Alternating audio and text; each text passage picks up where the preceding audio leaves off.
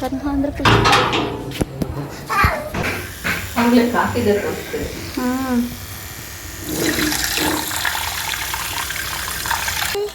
ಅಮ್ಮ ಅದನ್ನ ನೋಡಿ ಸರ್ಪ ಥರ ಐತೆ. ಅದು ಈ ರೋಡ್ ಬೆಳಗ್ಗೆ ಹೊತ್ತೆ ಚೆನ್ನಾಗೈತೆ, ರಾತ್ರಿ ಬರೋಕ್ಕೆ ಫುಲ್ ಭಯ ಆಗ್ತೈತಿ.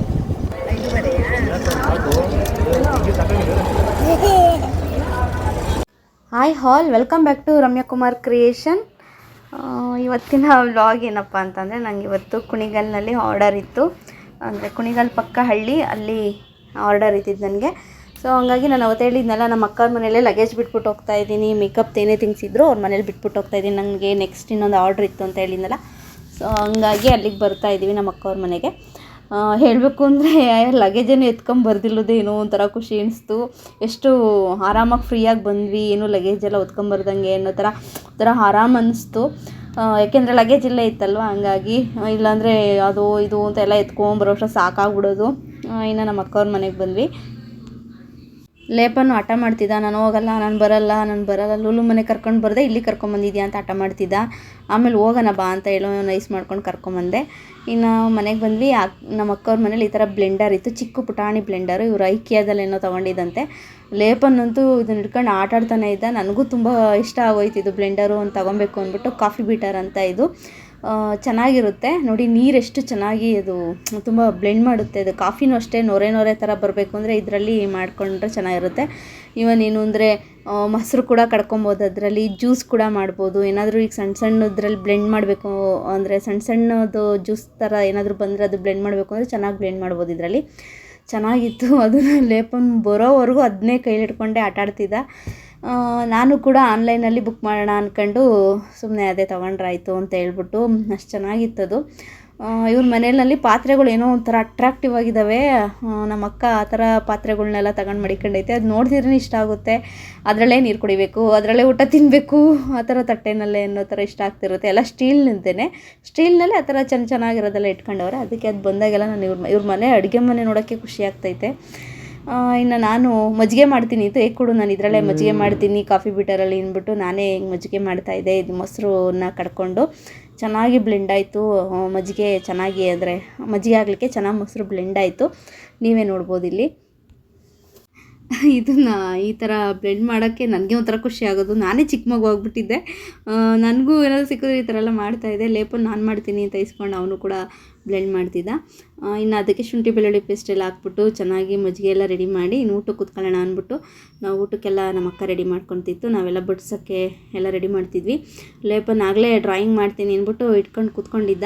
ಅವ್ರದ್ದು ಬುಕ್ಸ್ ಎಲ್ಲ ಇಸ್ಕೊಂಡು, ನಮ್ಮ ಅಕ್ಕನ ಮಕ್ಳದ್ದು ಬುಕ್ಸ್ ಎಲ್ಲ ಇಸ್ಕೊಂಡು, ಕಲರ್ ಪೆನ್ಸಿಲು ಎಲ್ಲ ಇಸ್ಕೊಂಡು ಆಟಾಡ್ತಿದ್ದ ಡ್ರಾಯಿಂಗ್ ಮಾಡಬೇಕು ಅಂತ. ನಾವು ಇವಾಗ 10:30 ಅಂದರೆ ಒಂದು 8 ಗಂಟೆ ಅಷ್ಟೊತ್ತಿಗೆ ಊರಿಗೆ ಹೋಗೋಣ ಅಂತ ಅಂದ್ಕೊಂಡ್ವಿ. ಯಾಕೆಂದರೆ ಅವ್ರಿಗೆ ಬೆಳಗಿನ ಜಾವ 4 ಗಂಟೆಯಿಂದ ಮೇಕಪ್ ಮಾಡಬೇಕಾಗಿತ್ತು. ಅವರು 3 ಜನ ಇದ್ದರು. ಸೊ ನಾನು ಒಬ್ಬಳೇ ಇದ್ದಿದ್ದಲ್ಲ, ಸ್ವಲ್ಪ ಬೇಗ ಅಂದರೆ ನೈಟ್ ಬರ್ತೀನಿ, ನಾನು ಬೆಳಗಿನ ಜಾವ ಮೇಕಪ್ ಮಾಡ್ಕೊಡ್ತೀನಿ ಅಂತ ಹೇಳಿದೆ. ಅವರು ಒಂದು 7 ಗಂಟೆ 7:15 ಮನೆ ಬಿಡಬೇಕು. ಅವ್ರದ್ದು ಪಾಪದು ನಾಮಕರಣ ಇತ್ತು. ಅಲ್ಲೇ ಹುಲಿಯೂರು ದುರ್ಗದ ಹತ್ರ ದೇವಸ್ಥಾನದಲ್ಲೇನೋ ಅವರು ಮರಿ ಎಲ್ಲ ಕಡಿದು ಅಲ್ಲಿನೇ ನಾಮಕರಣ ಮಾಡ್ತಿದ್ರು. ಹಂಗಾಗಿ ಬೇಗ ಹೋಗಬೇಕು ಅಂತ ಹೇಳಿದರು. ಸರಿ ಆಯಿತು ಅಂದ್ಬಿಟ್ಟು ನಾನು ಹೇಳಿದೆ ಮುಂದಾಗಿ ಬರ್ತೀನಿ, ಏಕೆಂದರೆ ಬೆಳಗಿನ ಜಾವ ಬರಲಿಕ್ಕೆ ನಮಗೂ ಅಷ್ಟು ಕಷ್ಟ ಆಗುತ್ತೆ, ಚಳಿ ಬೇರೆ ಇತ್ತು, ಮಗು ಕರ್ಕೊಂಬರ್ಬೇಕು, ಮುಂದಾಗಿ ಬರ್ತೀನಿ, ನೈಟು ನಿಮ್ಮನೇಲೇ ಮಲ್ಕೊತೀನಿ ಅಂತ ಅಂದೆ.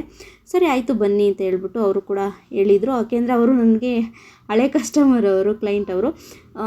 ಮೊದಲು ನಾನು ಸ್ಟಾರ್ಟಿಂಗು ಮೇಕಪ್ ಎಲ್ಲ ಕಲಿತಾಗ ಸ್ಟಾರ್ಟಿಂಗ್ ಅವರು ಮೇಕಪ್ಗೆ ಒಂದು ಮದುವೆಗೆ ಮೇಕಪ್ ಕೇಳಿದ್ರು. ಅವ್ರ ಫ್ಯಾಮಿಲಿ ಫುಲ್ಲು ಒಂದು 10ರಿಂದ 11 ಜನ ಇದ್ದರು. ಅವರು ಅಷ್ಟು ಜನನೂ ನಮ್ಮ ಕೈಲೇ ಮೇಕಪ್ ಮಾಡಿಸ್ಕೊಂಡಿದ್ರು. ಸರಿ ಆಯಿತು ಅಂದ್ಬಿಟ್ಟು ನಾವು ನೈಟ್ ಬಂದು ಅವ್ರ ಮನೆಯಲ್ಲೇ ಮಲಗಿದ್ದು. ಬೆಳಗಿನ ಜಾವ ಬೇಗ ಎದ್ದು ಮೇಕಪ್ ಎಲ್ಲ ಮಾಡಿ ಸೊ ಅವರು ಹೊರಡ್ತೀವಿ ಅಂತ ಹೇಳ್ಬಿಟ್ಟು ಅವರೆಲ್ಲ ಹೊರಡ್ತಾಯಿದ್ರು. ಇದು ಕುಣಿಗಲ್ ಪಕ್ಕನೇ ಊರಿದು. ಸೊ ಜಾಸ್ತಿ ದೂರ ಏನಿಲ್ಲ. ಹಾಗಾಗಿ ನಾವು ಕುಣಿಗಲಲ್ಲಿ ನಾನು ಅಲ್ಲೇ ನಮ್ಮ ಅಕ್ಕವ್ರ ಮನೇಲೇ ಲಗೇಜೆಲ್ಲ ಇಟ್ಬಿಟ್ಟು ಹೋಗಿದ್ದೆ. ಇವರು ಎಲ್ಲ ನನಗೆ ಫಸ್ಟ್ ಕ್ಲೈಂಟ್ ಇವರೆಲ್ಲ ಹಂಗಾಗಿ ಪರಿಚಯ ಇದ್ದಿದ್ದರಿಂದ ಚೆನ್ನಾಗೇ ಮಾತಾಡಿಕೊಂಡು ಅವರು ಅಕ್ಕ ಈ ಥರ ಮಾಡಿ ಅಂತೆಲ್ಲ ಹೇಳ್ತಾಯಿದ್ರು. ಹೇರ್ ಸ್ಟೈಲ್ನೆಲ್ಲ ಅವ್ರು ಹೇಳ್ದಂಗೆ ನಾನು ನೀಟಾಗಿ ಮಾಡಿಕೊಟ್ಟೆ. ಸೊ ಇವ್ರಿಗೆ ಚಿಕ್ಕ ಮಕ್ಕಳಲ್ವ ಪಾಪ, ಮನೇಲಿ ತುಂಬ ಚಿಕ್ಕ ಮಕ್ಕಳಿದ್ರು. ಒಬ್ರಿಗೆ ಕೈ ಬಿಟ್ಟರು ಒಬ್ರು ಕೈ ಬಿಡ್ತಿರಲಿಲ್ಲ ಪಾಪ. ಅವು ಮಧ್ಯೆ ಅಳ್ತಾ ಇದ್ವು ಚಿಕ್ಕ ಮಕ್ಕಳುಗಳು. ಹಂಗಾಗಿ ಇವ್ರು ಸ್ವಲ್ಪ ಸಿಕ್ಕಿದ್ದು ಲೇಟ್ ಆಯಿತು. ಇವರೇ ಲಾಸ್ಟು ನನ್ನ ಮೇಕಪ್ ಮಾಡಿದ್ದು. ಪಾಪ ಅವರಮ್ಮ, ಇವರು ಹೂ ಮುಡಿಸ್ತಾ ಇದ್ದೀನಲ್ಲ, ಇವರು ಪಾಪ ಅವರಮ್ಮನೇ. ಪಾಪು ಕೈ ಬಿಡ್ತಾ ಇರಲಿಲ್ಲ. ಸೊ ಆಮೇಲೆ ಲಾಸ್ಟಿಗೆ ಬಂದರು, ಬೇಗ ಮೇಕಪ್ ಮಾಡಿಕೊಟ್ಟೆ. ತುಂಬ ಚೆನ್ನಾಗಿ ಬಂತು ಎಲ್ರದ್ದು ಮೇಕಪ್ಪು. ಆಮೇಲೆ ಮೇಕಪ್ ಮಾಡಿ ನಾನು ಬಂದು, ಬಟ್ ಈ ವಿಡಿಯೋ ಹಾಕುವಾಗ ನಾನು ಲೇಟ್ ಆಯಿತು. ಈ ಮೇಕಪ್ ಎಲ್ಲ ಮಾಡಿ ತುಂಬ ದಿನ ಆಯಿತು. ಮತ್ತು ಎಲ್ಲ ಚೆನ್ನಾಗಿ ಖುಷಿಯಾಗಿ ಎಲ್ಲರೂ ಮೇಕಪ್ ಮಾಡಿಸ್ಕೊಂಡು ಖುಷಿಯಾಗಿ ರೆಡಿಯಾದರು ಎಲ್ರೂ. ಅದು ಅವರು ಇವರು ಪಾಪು ಅಮ್ಮ ಇದ್ದಾರಲ್ಲ ಅವ್ರ ತಂಗಿ, ಅವ್ರು ಕೇಳ್ದಂಗೆ ನಾನೆಲ್ಲ ಮೇಕಪ್ ಮಾಡಿಕೊಟ್ಟೆ ಅವ್ರಿಗೆ ಯಾವ ಥರ ಬೇಕೋ ಆ ಥರ. ಸೊ ನಾವು ಮೇಕಪ್ ಎಲ್ಲ ಮುಗಿಸಿ ನಾವು ಮನೆ ಕಡೆ ಹೊರಟ್ವಿ.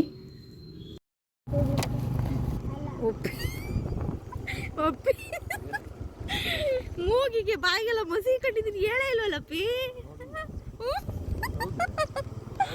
ಅಯ್ಯೋ ರಾಮ, ನೋಡಿ ಫಸ್ಟ್ ಟೈಮ್ ಅಡುಗೆ ಮಾಡೋದು ಕಲಿವಾಗ ಅವಾಗಲೂ ಮಸಿ ಇಕ್ಕಂತೀವಿ. ಈಗಲೂ ಹಿಂಗೆ ಮೇಕಪ್ ಮಾಡುವಾಗೆಲ್ಲ ಹಿಂಗೆ ಅಂದ್ಕೊಂಡಿರ್ತೀನಿ ಅದು ಹಿಂಗೆ ಆಗೈತೆ. ಎಕ್ಸ್ಟ್ರಾ ಆಗಿದ್ದು ಅಡುಗೆನ ಹಿಂಗೆ ಇಟ್ಕೊಳ್ಳೋದು. ಮೂಗಿಗೆಲ್ಲ ಆಗೋಗ್ಬಿಟ್ಟೈತಲ್ಲ.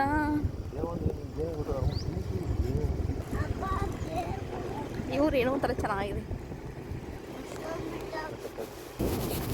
ಹಾಯ್ ಲೇಪನ್, ಹಾಯ್ ಲೇಪನ್, ಲೇಪನ್, ಲೇಪನ್, ಗುಡ್ ಮಾರ್ನಿಂಗ್.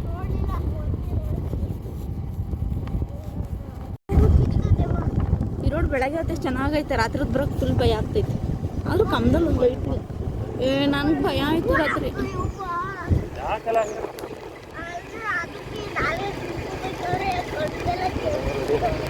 ಈ ಊರಿಗೆ ನಾವು ಏಕೆಂದರೆ ರಾತ್ರಿ ಊಟ ಮಾಡಿ ಸ್ವಲ್ಪ ಎಲ್ಲ ಮಾತಾಡ್ಕೊಂಡು ಕೂತ್ಕೊಂಡು ಅಷ್ಟು, ಅಂದರೆ ನಮ್ಮ ಅಕ್ಕನ ಮನೆ ಮಾತಾಡ್ಕೊಂಡು ಕೂತ್ಕೊಂಡಿದ್ವಿ ಊಟ ಮಾಡಿಬಿಟ್ಟು.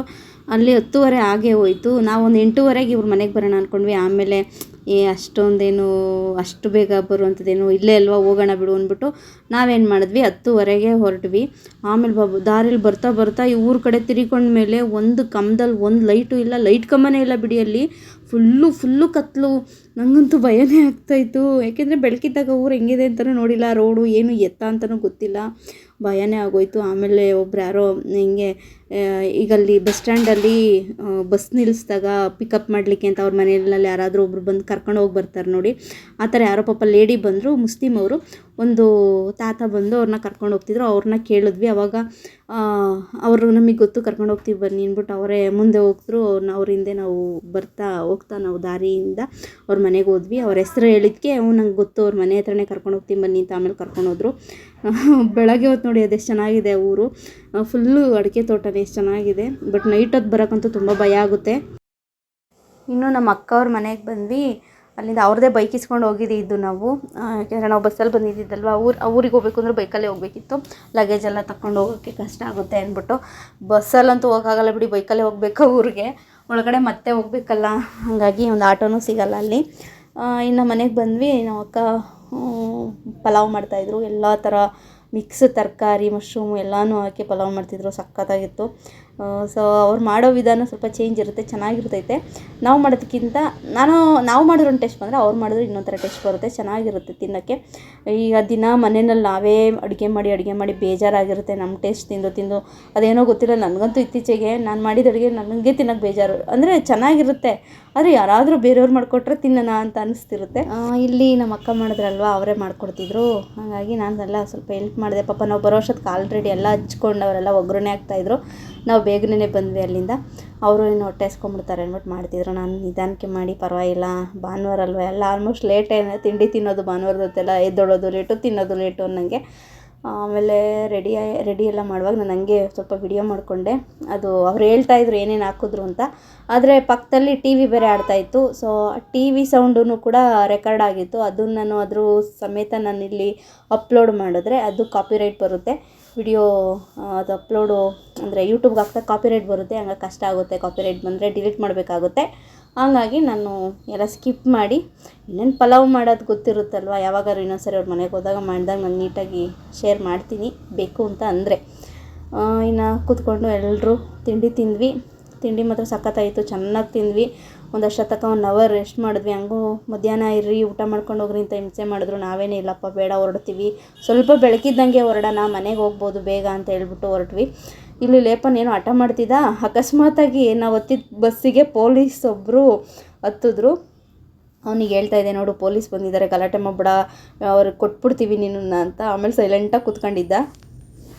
ಇನ್ನು ನಾವು ಕೂಡ ಮನೆಗೆ ಬಂದ್ವಿ. ತುಂಬ ಸಾಕಾಗಿತ್ತು, ಹೊಟ್ಟೆ ಬೇರೆ ಹಸಿತಾಯಿತ್ತು. ಅವತ್ತು ಭಾನುವಾರ ಆಗಿದ್ದರಿಂದ ನಾನ್ ವೆಜ್ ಏನಾದರೂ ತಿನ್ನೋಣ ಅಂತ ಅನ್ನಿಸ್ತು. ಚಿಕನ್ ಬಿರಿಯಾನಿ ಮಾಡೋಣ ಅಂತ. ಅಲ್ಲಿ ಊರಿಗೆ ಹೋದಾಗ ನಮ್ಮ ಅಕ್ಕನೂ ಮಾಡ್ತೀವಿ ಅಂದರೆ ಅವರು ಕುಕ್ಕೆಗೆ ಹೋಗಿ ಸರ್ಪ ಸಂಸ್ಕಾರ ಮಾಡಿಸ್ಬೇಕಿತ್ತು. ಇನ್ನೊಂದು 2 ದಿನ ಇತ್ತು. ಪಾಪ ಮನೆಯೆಲ್ಲ ಕ್ಲೀನ್ ಮಾಡ್ಕೊಂಡಿದ್ರು. ಸೊ ಅದಕ್ಕೆ ನಾನ್ ವೆಜ್ ಮಾಡೋದು ಬೇಡ ಅಂತ ಅವ್ರು ಹೇಳಿದ್ರು. ಪರವಾಗಿಲ್ಲ ಅಂತ ಹೇಳ್ಬಿಟ್ಟು ಅವರು ವೆಜ್ಜೇ ಮಾಡಿಕೊಟ್ರಲ್ಲ, ಅದು ನಾವು ವೆಜ್ಜೇ ತಿಂತೀವಿ ಅಂತ ಹೇಳ್ಬಿಟ್ಟು ಹೇಳಿದ್ವಿ. ಇನ್ನು ಆಯಿತು. ಅಲ್ಲಿಂದ ಬಂದಮೇಲೆ ನಾನು ಹಿಂಗೇನು ಚೀಚಿ ತಿನ್ನಬೇಕು, ಬಿರಿಯಾನಿನ ಮಾಡ್ಕೊಂಡು ತಿನ್ನೋಣ ಅಂದ್ಬಿಟ್ಟು ಮಾಡ್ತಾಯಿದ್ದೀನಿ. ನಮ್ಮ ಹಸ್ಬೆಂಡ್ಗೆ ಅವ್ರಿಗೆ ಎಗ್ ಗ್ರೇವಿ ಮಾಡ್ಕೊಟ್ಟು ಚಪಾತಿ ಮಾಡಿಕೊಟ್ಟಿದ್ದೆ. ಈ ಚಿಕನ್ ಬಿರಿಯಾನಿನ ನಾನು ಒಬ್ರು ಯಾರೋ ಇನ್ಸ್ಟಾಗ್ರಾಮಲ್ಲಿ ಹಾಕಿದ್ರು. ನಿಜ ಚೆನ್ನಾಗಿರುತ್ತೆ. ಅವ್ರು ಮಾಡಿದಾಗ ನೋಡೋಕ್ಕೂ ಎಲ್ಲ ಚೆನ್ನಾಗಿತ್ತು. ಮಾಡೋ ವಿಧಾನ ಈಸಿಯಾಗಿತ್ತು, ಚೆನ್ನಾಗಿರುತ್ತೆ ಅಂತ ಮಾಡಿದೆ. ನಿಜವಾಗ್ಲೂ ಏನೋ ಒಂಥರ ಟೇಸ್ಟ್ ಆಗೋಯ್ತು. ಅದ್ರ ಬದಲು ನಾನು ನನ್ನ ಸ್ಟೈಲಲ್ಲಿ ಮಾಮೂಲಿ ಮಾಡೋ ಥರ ಮಾಡಿದ್ರೂ ಚೆನ್ನಾಗಿ ಬರೋದು. ನಾನು ಹೋಗಿ ಹಂಗೆ ಹೊಟ್ಟೆ ಹಸ್ಕೊಂಡಿದ್ದು ಆ ಥರ ಟ್ರೈ ಮಾಡೋಕ್ಕೆ ಹೋದೆ. ಈಸಿ ಐತೆ ಬಿಡು, ನೋಡ್ಬಿಡೋಣ ಮಾಡೋಣ ಅಂದ್ಕೊಂಡು ಮಾಡಿದೆ. ಅದೇನೋ ಬೇರೆ ಟೇಸ್ಟೇ ಬಂದುಬಿಡ್ತು. ಬೇಜಾರೇ ಆಗೋಯ್ತು. ಅಷ್ಟೊಂದು ಆಸೆಯಿಂದ ಚಿಕನ್ ತಿನ್ನಬೇಕು ಅಂದ್ಕೊಂಡು ತಂದು ಮಾಡಿದೆ. ಅಲ್ಲಿ ನೋಡಿದ್ರೆ ಹೊಟ್ಟೆ ಬೇರೆ ಹಸಿದಾಯಿತು. ಈ ಕಡೆ ಹಸ್ದಾಗ ಚೆನ್ನಾಗಿ ರುಚಿನೂ ಇಲ್ಲ ಅಂದರೆ ಒಂದು ಕಡೆ ಬೇಜಾರಾಗುತ್ತೆ. ಆದರೂ ಮಾಡಿದ್ದೆಲ್ಲ ವೇಸ್ಟ್ ಮಾಡೋದು ಬೇಡ ಅಂದ್ಬಿಟ್ಟು ಸೊ ಹಂಗಾಗಿ ತಿಂದ್ವಿ. ಅಷ್ಟೊಂದು ಸಖತ್ತಾಗಿರಲಿಲ್ಲ, ಸುಮಾರಾಗಿ ಆಗ್ಬಿಟ್ಟಿತ್ತು. ಅದ್ರ ಟೇಸ್ಟ್ ಏನೋ ಬೇರೆ ಥರನೇ ಬಂದ್ಬಿಟ್ಟಿತ್ತು. ಅಷ್ಟು ಚೆನ್ನಾಗೇ ಇರಲಿಲ್ಲ ಟೇಸ್ಟು. ಬಿರಿಯಾನಿ ಅನ್ನೋ ಥರ ರುಚಿನೇ ಇರಲಿಲ್ಲ. ಅದು ಯಾಕೆ ಹಂಗಾಯ್ತೋ ಗೊತ್ತಿಲ್ಲ. ಸೊ ನಾವು ಯೂಟ್ಯೂಬ್ ಮಾಡುವಾಗ ಅಥವಾ ಹಿಂಗೆ ವಿಡಿಯೋ ಏನೇ ಶೇರ್ ಮಾಡುವಾಗ, ಅಪ್ಲೋಡ್ ಮಾಡುವಾಗ ನಾವು ಹೇಳಬೇಕು. ಚೆನ್ನಾಗಿದೆ ಅಂತ ಮಾತ್ರ ಹೇಳ್ತೀವಿ, ಚೆನ್ನಾಗಿಲ್ಲ ಅನ್ನೋದನ್ನ ಹೇಳ್ಬೇಕು ತಾನೇ. ಹಾಗಾಗಿ ನಾನು ಯಾಕೋ ಇದನ್ನು ಶೇರ್ ಮಾಡಬೇಕು ಅಂತ ಅನ್ನಿಸ್ತು, ಮಾಡಿದೆ. ನೋಡಿ, ಕಲ್ಲರ್ ನೋಡಿದ್ರೇ ಗೊತ್ತಾಗುತ್ತೆ. ನಾನು ಹಂಗೂ ಅಕ್ಕಿ ಎಲ್ಲ ಕುಕ್ಕರ್ಗೆ ಹಾಕಿ ಮಿಕ್ಸ್ ಮಾಡುವಾಗ ನೋಡಿದೆ, ಇದೇನು ಕಲ್ಲರೇ ಈ ಥರ ಬಂದಿದೆಯಲ್ಲ, ಇದು ತಿನ್ಲಿಕ್ಕೆ ಹೆಂಗಿರುತ್ತೋ ಅಲ್ಲಪ್ಪ ದೇವರೇ ಅಂದ್ಕೊಂಡೆ. ಆದರೂ ಒಂದೊಂದ್ಸರಿ ನೋಡೋಕ್ಕೂ ಚೆನ್ನಾಗಿಲ್ಲ ಅಂದರೆ ತಿನ್ಲಿಕ್ಕೆ ರುಚಿ ಇರುತ್ತಲ್ವ, ಹಂಗಿದ್ರೆ ಸಾಕು ಬಿಡತ್ತಾಗೆ ಅಂತ ಅಂದ್ಬಿಟ್ಟು ಬಂದು ಎಲ್ಲ ಕೂಗಿದಾಯಿತು. ನೋಡಿ, ಕಲರ್ ಈ ಥರ ಆಗಿತ್ತು. ಇಲ್ಲಿ ನೋಡಿದ್ರೆ ಈ ಕಲರ್ ಹಿಂಗಾಗಿತ್ತಲ್ಲ. ಸೊ ಅಂದ್ಬಿಟ್ಟು ಇನ್ನೇನು ಚೆನ್ನಾಗೇ ಇರುತ್ತೆ ಅಂತ ಅಂದ್ಬಿಟ್ಟು ತೀರಾ ಕಡೆಗಣಿಸೋ ಥರ ಏನಿರಲಿಲ್ಲ, ಬಿಸಾಕೋ ಥರ ಆ ಥರ ಎಲ್ಲ ಏನಿಲ್ಲ, ಅಷ್ಟು ಇದಿರಲಿಲ್ಲ. ಅದೇ ಏನೋ ಒಂದು ಸ್ವಲ್ಪ ಡಿಫ್ರೆಂಟಾಗಿತ್ತು ಅಷ್ಟು. ಆ ಟೇಸ್ಟ್ ಏನೋ ಒಂಥರ ಆಯಿತು. ಅದಕ್ಕೆ ಅದನ್ನೇ ತಿಂದ್ವಿ, ಏನಾಗಲ್ಲ ಅಂದ್ಬಿಟ್ಟು. ಇನ್ನು ನಮ್ಮ ಹಸ್ಬೆಂಡ್ಗೆ ಚಪಾತಿ ಮಾಡಿ ಅವ್ರಿಗೂ ಕೂಡ ಎಗ್ ಗ್ರೇವಿ ಎಲ್ಲ ಮಾಡಿಕೊಟ್ಟಿದ್ದೆ.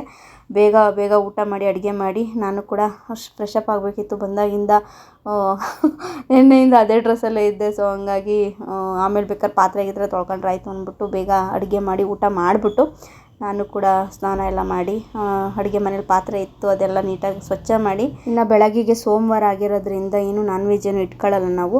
ಅವಾಗ ಏನು ತಂದಿರ್ತೀವಿ ಅದನ್ನ ಆವಾಗಲೇ ಖಾಲಿ ಮಾಡಿಬಿಡ್ತೀವಿ. ನಮ್ಮ ಮನೆಯವರು ಫ್ರೆಂಡ್ ಒಬ್ಬರು ಅವರು ಬಂದಿದ್ದರು ಊಟಕ್ಕೆ. ಅವಾಗ ಅವ್ರನ್ನೂ ಕೇಳಿದೆ, ಅಯ್ಯೋ ಚೆನ್ನಾಗಾಗಿಲ್ಲ ಅಲ್ವ ಅಂತ. ಇಲ್ಲ ಪರವಾಗಿಲ್ಲ ಬಿಡಿ, ಚೆನ್ನಾಗಿದೆ ಅಂತ ಅವರು ಪಾಪ ಊಟ ಮಾಡ್ತಿದ್ರು. ಅವಣ್ಣನ್ನು ಕರೆದಿದ್ವಿ. ಇನ್ನು ಲೇಪನ್ನು ಏನೋ ಪೇಂಟಿಂಗಲ್ಲಿ ಏನೇನೋ ನೋಡಿಬಿಟ್ಟು ಏನೇನೋ ಕಲ್ತ್ಕೊಂಡು ಏನೋ ಮಾಡ್ತಿದ್ದ. ಟೈಮ್ ಮಾತ್ರ ವೇಸ್ಟ್ ಮಾಡಲ್ಲ. ಇರೋ ಟೈಮ್ನೆಲ್ಲ ಪೇಂಟಿಂಗ್ ಮೇಲೆ ಹಾಕ್ಬಿಡ್ತಾನೆ. ಅಷ್ಟು ಹುಚ್ಚು ಪೇಂಟಿಂಗ್ ಅಂತ ಅಂದರೆ, ಡ್ರಾಯಿಂಗ್ ಮಾಡೋದು, ಪೇಂಟಿಂಗ್ ಮಾಡೋದು ಎಲ್ಲನೂ ಮಾಡ್ತಾನೆ. ರಾಮಸ್ಕಂದ ಮನೋಮಂತಂ ವೈನತೇಯಂ ಋಕರಂ ಸೇನಯ್ಯ ಸ್ಮರೆ ನಿತ್ಯಂ ದುಸ್ವಪ್ನಂ ತಸ್ಯ ನಶ್ಯತೆ. ಇನ್ನು ಲೇಪನ್ಗೆ ಈ ಥರ ಮಲ್ಕೊಳ್ಳುವಾಗ ಈ ಶ್ಲೋಕ ಎಲ್ಲ ಹೇಳ್ಕೊಡ್ತೀವಿ.